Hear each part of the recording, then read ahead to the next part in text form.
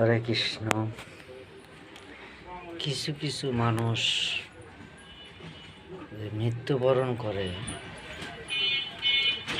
তার কোনো একটা উদ্দেশ্য আছে। উদ্দেশ্য ছাড়া তারা মৃত্যুবরণ করে না। মানে এমন কিছু আঘাত লাগে, তারপর সহ্য করতে পারে না, তারা মৃত্যুবরণ করে। কেননা যে কোনো আঘাত, বড় ধরনের আঘাত, টাকা পয়সা অথবা কারোর সাথে তর্কাতর্কি, ছেলে হোক, মেয়ে হোক, স্ত্রী হোক, এই আশেপাশে লোক হোক, কোনো ব্যবসায়িক কাজে হোক, কোনো অফিসিয়াল কাজে হোক, অথবা প্রেমিকা, বিশেষ করে প্রেমিকার কাছ থেকে আঘাত পেলে তেমন কোনো খেয়াল থাকে না, সামনে শুধু মৃত্যুবরণ সামনে আসে, এছাড়া আর কিছু দেখে না পৃথিবীতে। এই পৃথিবীতে কাদের জন্য কি করতেছি, কারা আমার কে, কারা আমার আপন, কারা আমার পর,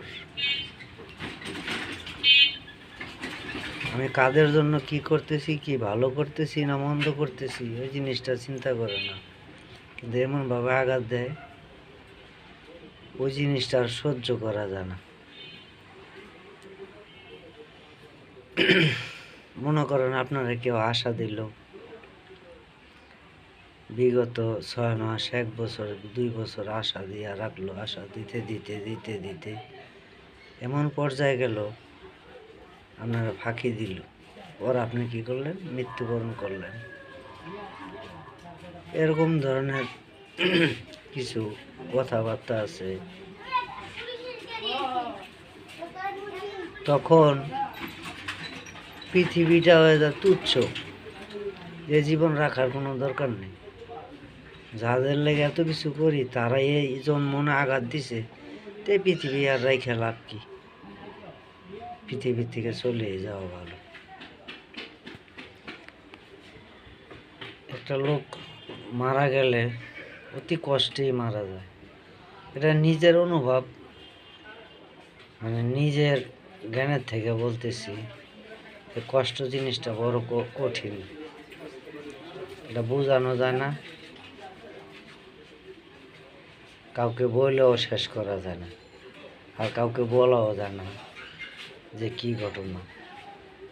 এত বড় একটা কঠিন জিনিস। তো ভুল ত্রুটি হলে ক্ষমার চোখে দেখবেন সকলে। আমি আপনাদের ছোট হইতে পারি, তো সবাই ক্ষমার চোখে দেখেন। হরে কৃষ্ণ, জয় রাধে রাধে। সকলে ভালো থাকবেন, সুস্থ থাকবেন। হরে কৃষ্ণ।